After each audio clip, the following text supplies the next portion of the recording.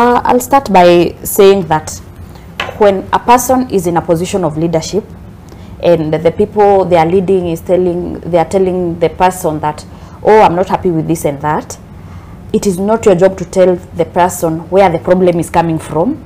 You know, it was there even before I came to this office.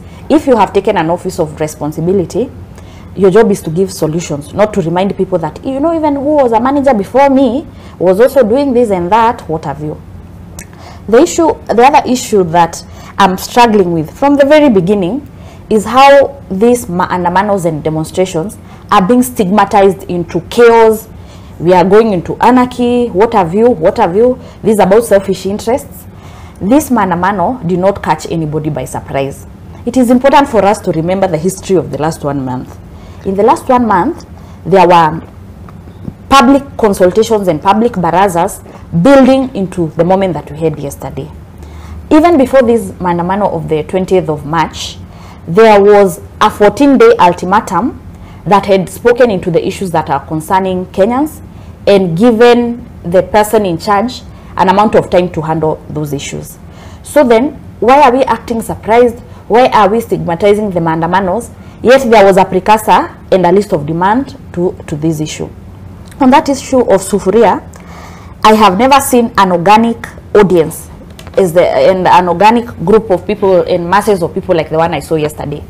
You agree with me? Anybody who watched TV would agree with me that there is nobody who was incited to take a sufuria. And indeed, if they were incited, we have just stated clearly that this Baba did not use the route that he had said he'll use. So the question is, how organic was it that he went to another route, the so-called other route, and there were people in their, in their thousands holding sufurias. But sufurias, I think we are taking sufurias, the word sufuria quite literally. Why can't we unpack the symbolic meaning of sufuria and muiko and how much people are identifying with it? You see, in a protest, there is no template for protesting. If people, like in Nairobi here, I saw young people dancing, I saw other people, you can decide what you want to do with it. That's why, for example, in South Africa, I saw Malema and his team, they were putting on red. That is the symbolism of their protest. So, if in the UK and in London, maybe their protesting is different and they are given tea and donuts after the protesting, is okay. But if our protest is about people going to the streets, identifying with Kioni's message of sufuria, still okay as long as it's within the law. Really, Olive, I think we are as strong as our weakest link. And some of these issues, and I'm just coming to the question you've asked me about a political demagogue. As you're speaking, I'm trying to trace that letter that Azimio wrote to the police, but finish your point. I found it. Yeah. Finish your point and then I'll come. You've asked if Baba is a political demagogue or a revolutionary. You know, it depends also on who you are asking.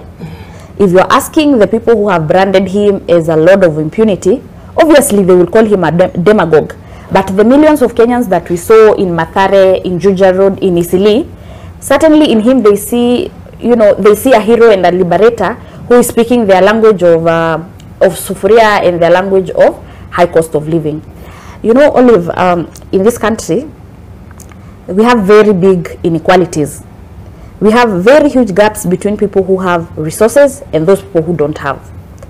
This campaign that was, the campaign of Kenya Kwanza focused largely on promising the people who are on the bottom of the pyramid that they are going to be their saviors. That's why we saw narratives that were pitting the haves and the have-nots, the people on top and the people on the bottom of the pyramid. So the reason why you're saying it's 6 months, give them time, but you whipped their emotions, making them believe that you're going to solve their problems within a millisecond. So what is this? Where is the disconnect? At one point there is no money, the coffers were empty, there was nothing. On the other side, there's so much. You've just read the Business Daily and you've talked about billions until I'm like, oh, a billion. The way you are casually mentioning billions, you'd think billions are very small amounts. It's like change. For me, really, is he a demagogue or a revolutionary? The answer is it depends on who you ask. But if the hundreds of thousands of Kenyans that I saw yesterday in town, in Isili, in Mathare, are asked, I say they see a revolutionary who is identifying with basics first. Lower the food prices. Stop praying too much. You're making us tired, yet we want you to deliver for us. Can you pray too much? The Bible says pray without ceasing. Continue. Well, you can pray without ceasing, honestly, but you can pray without ceasing. But the moment the Kenyans, even some of the bishops, are saying that it's really getting too much, there's something.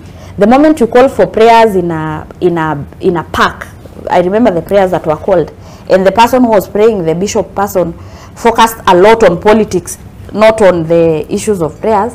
It can tell you something, that people are asking questions around the prayers and they are also losing hope. So for me, it's about a person whom people are identifying with. And so to the people who came out in large numbers, to the people who are dancing and saying tear gas ni dawa ya homa, to the people who are dancing and saying that dawa ya maandamano ni tear gas, because they were being intimidated but they refused to go back to their homes. They see a revolutionary whose message of hope they're identifying with. They see a revolutionary in Kioni who told them it is basics first, let's hit the sufuria, and then it organically got a life of its own. So yeah.